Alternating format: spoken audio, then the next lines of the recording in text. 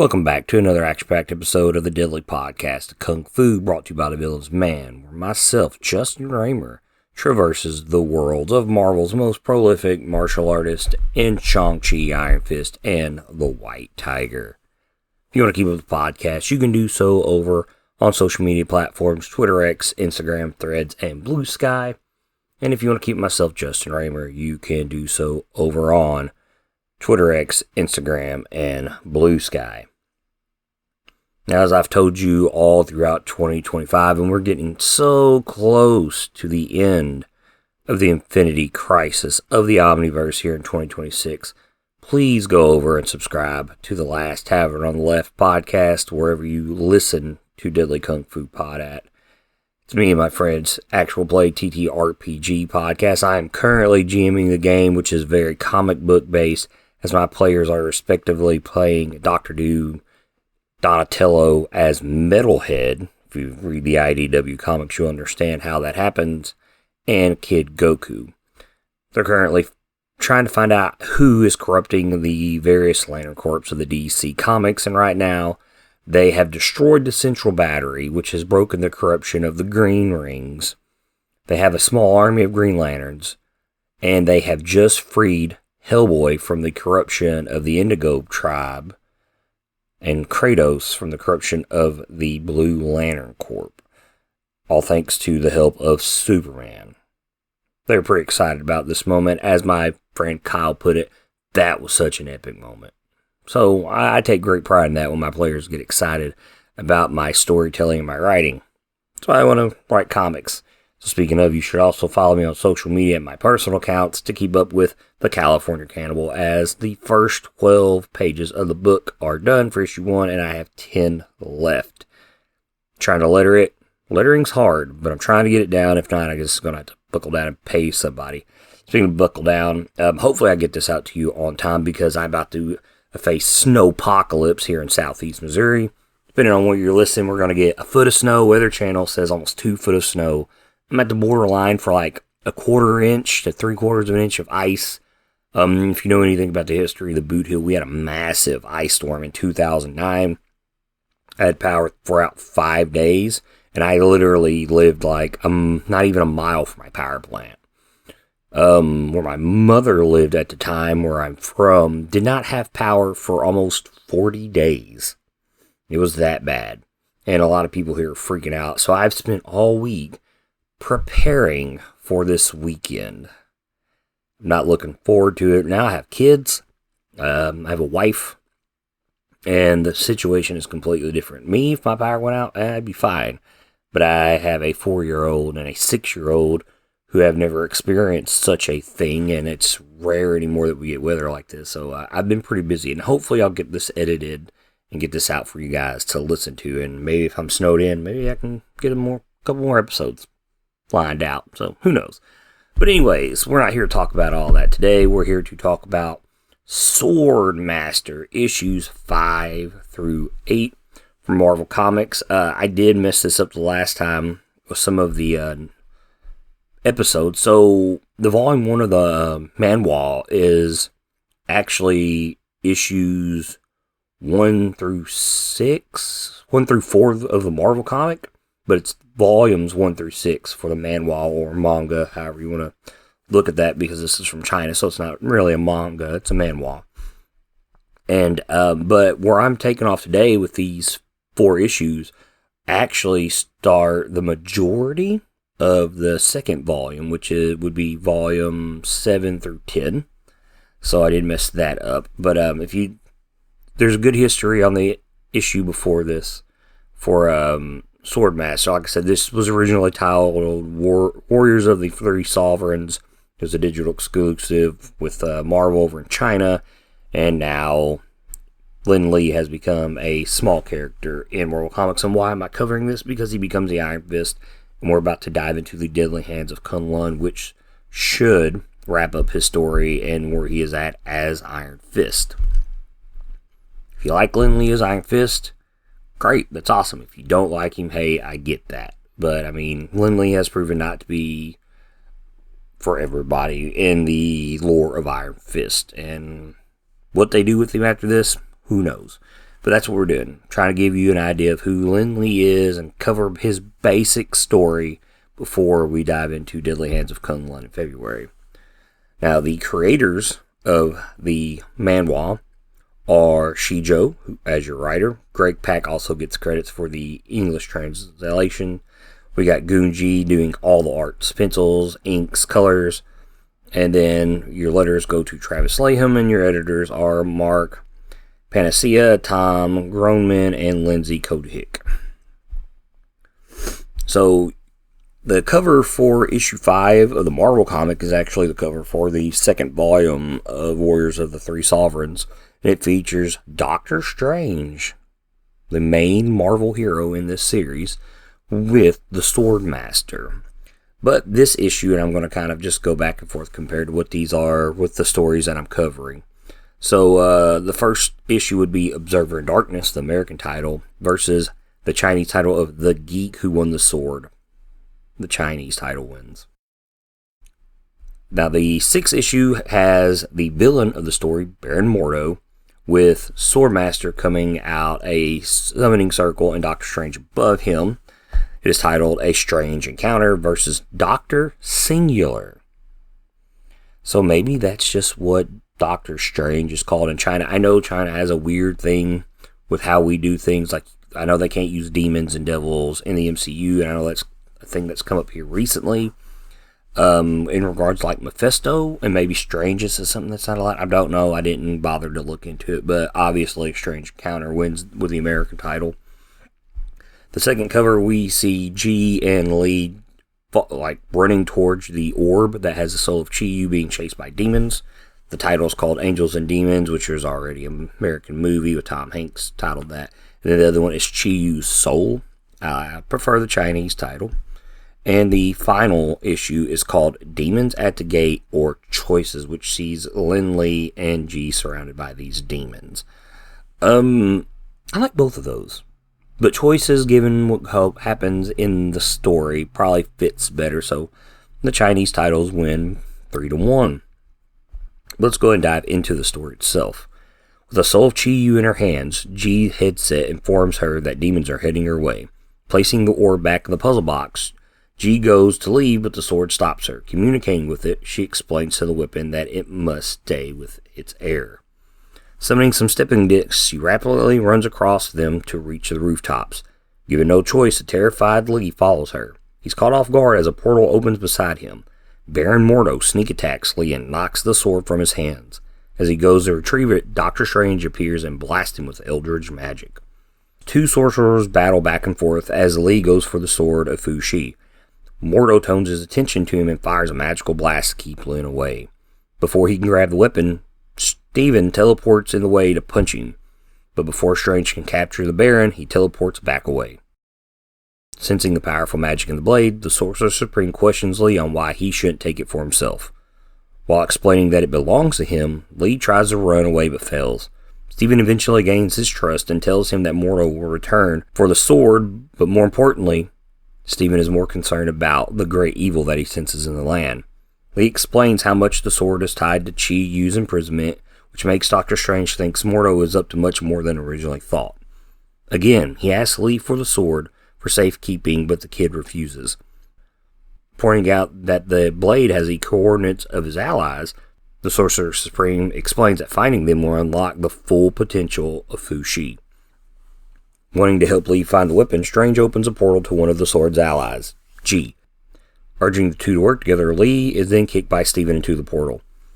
Asking for the red orb back, it puts the two kids at odds. Thinking that Lee is the only going to cause issues, she decides to attack. Lucky for him, it was just a ploy, as she tosses him out of the way as demons of Chi-Yu come climbing onto the roof of the building after the Swordmaster's item. Calling Lee stupid and telling him to run, G fights them off by herself. Having second thoughts, Lee uses the sword, but it gets caught on some debris. As G continues to fight off the demons, Lee cries about the puzzle box and orb being his. Formulating a plan since he can't use the sword of Fu Shi, she throws Chi-Yu's orbs to him. With the demons focused on him, Lee decides to finally run. Finding himself cornered on the roof with nowhere to go, G ends up behind Lee on a stepping disc and shoves him over the edge. Watching Lee falls to his death, G yells for him to trust the sword. As he begins swinging it, arcs of energy are unleashed to slice the demons apart. Right before he is impaled on a fence, the sword flies Lee away to safety. As both of them debate on how Lee did in his first fight, they are forced to flee the area as the police arrive. Later on, G contacts our organization to inform them of what has happened. Despite her objection, she is given orders to bring both Lin Lie and the sword of Fushi with her. As she watches him fail to get the weapon to listen to him, G finally gives in. Telling Lee it's up to him to master the sword and help her stop Chi Yu, they both head to her headquarters.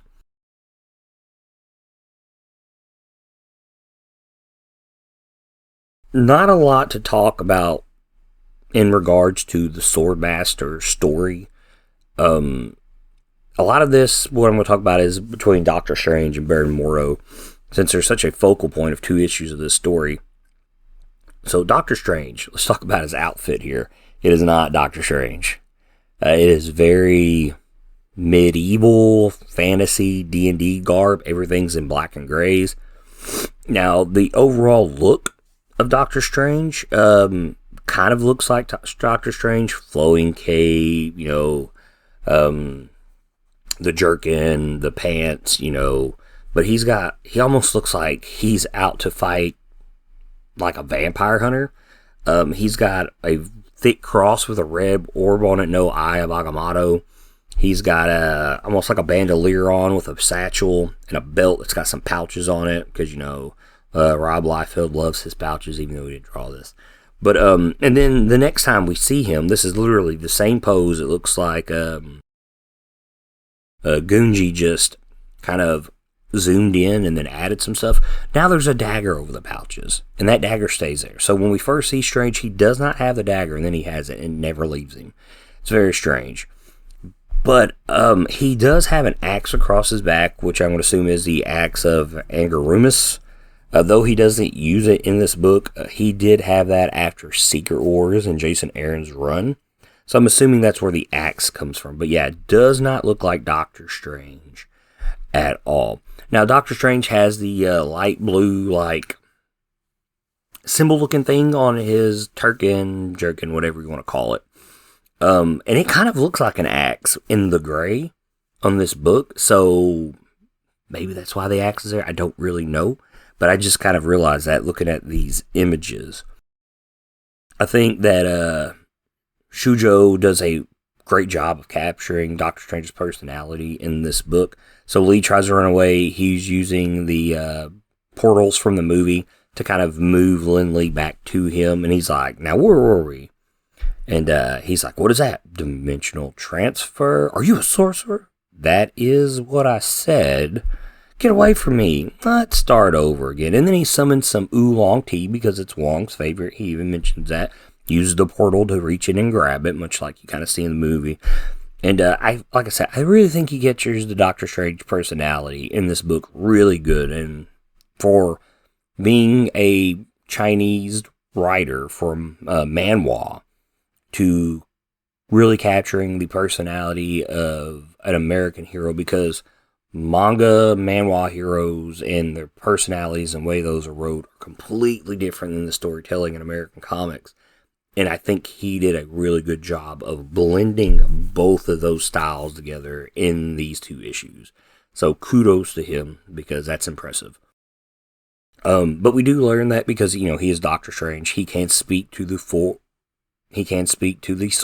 of Fushi, much like G can, which I think is pretty cool. She does get mad that he does dimensional transfer or teleportation, because she does bring it up. So we're learning that she knows a lot about magic.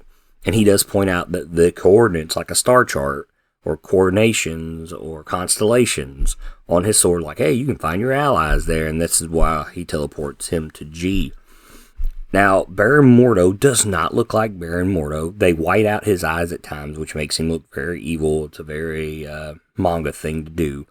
But they do keep the green energy about him to let you know that he is Baron Mordo every time he blasts somebody. His suit looks like he is a bartender at a fancy establishment. Like, he's got the suit pants on, the button-down white long-sleeve shirt. It's open at the top, but he doesn't wear a tie and he doesn't have a suit coat. But he's got the vest on. he looks like a bartender. Like if I was to go to a fancy place that's going to charge me 2 times the price of a bottle of beer, like, hey, here's your long neck, $12. Like, $12, what the fuck? Or $6 or whatever they are. I don't know. I've been in a bar a long time. But, yeah, $6 maybe too much. But yeah, he looks like a fancy bartender. Now, when they're both teleporting in, it's like a snowy, mountainous landscape behind them. So it's almost like they were chasing each other.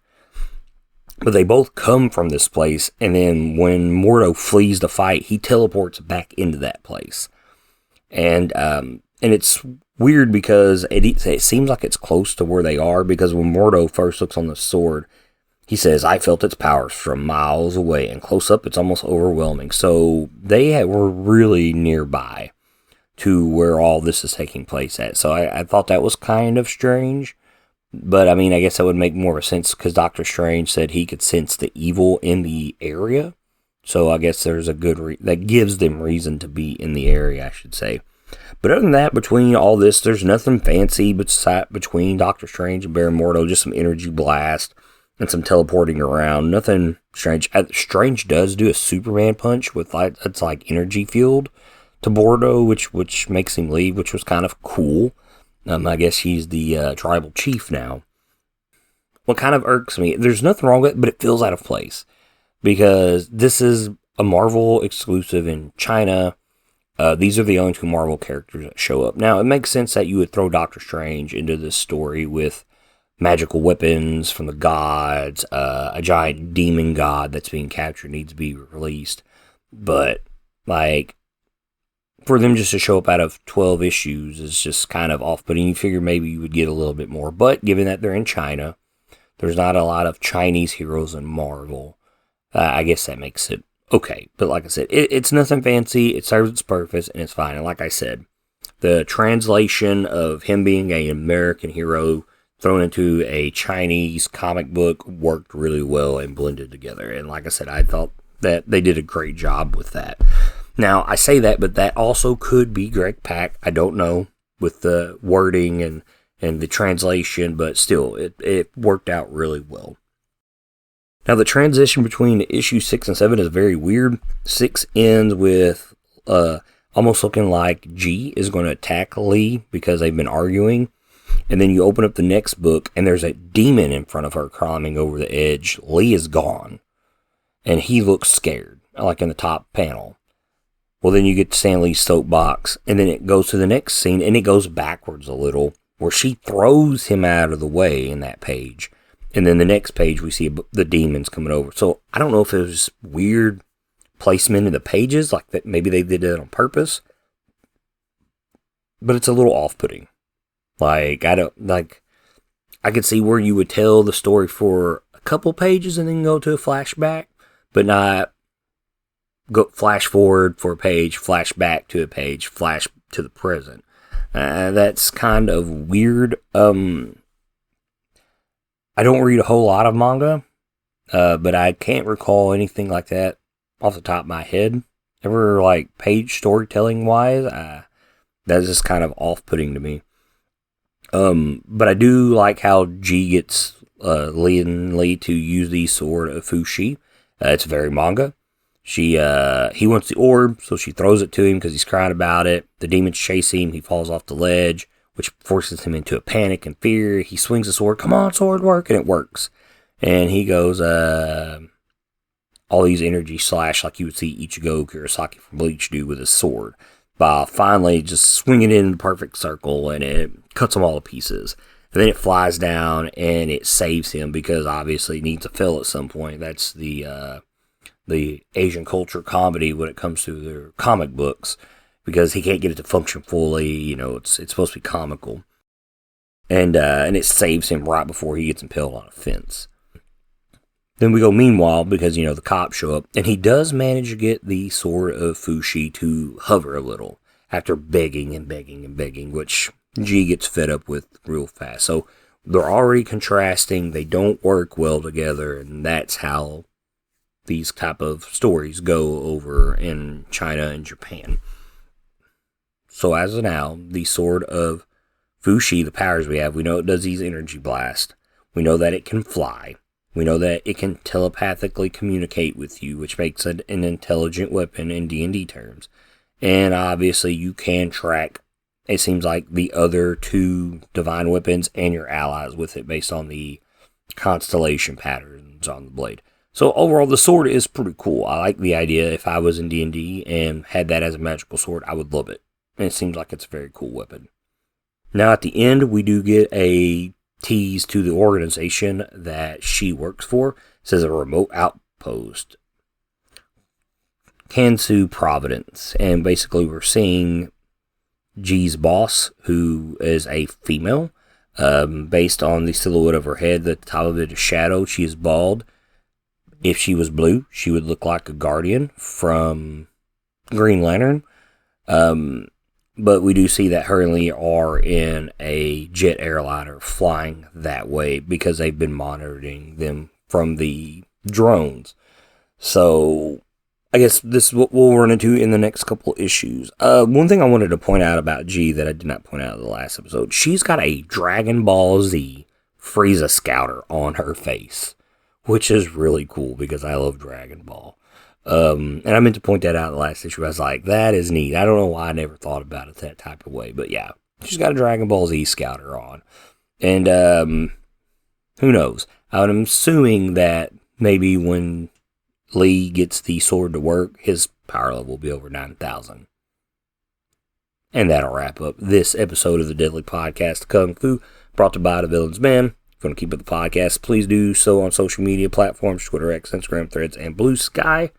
If you like my music, please check out Rushing Tiger by Kuro over on SoundCloud and YouTube. But most importantly, guys, support your local comic book shops and keep reading comics, guys.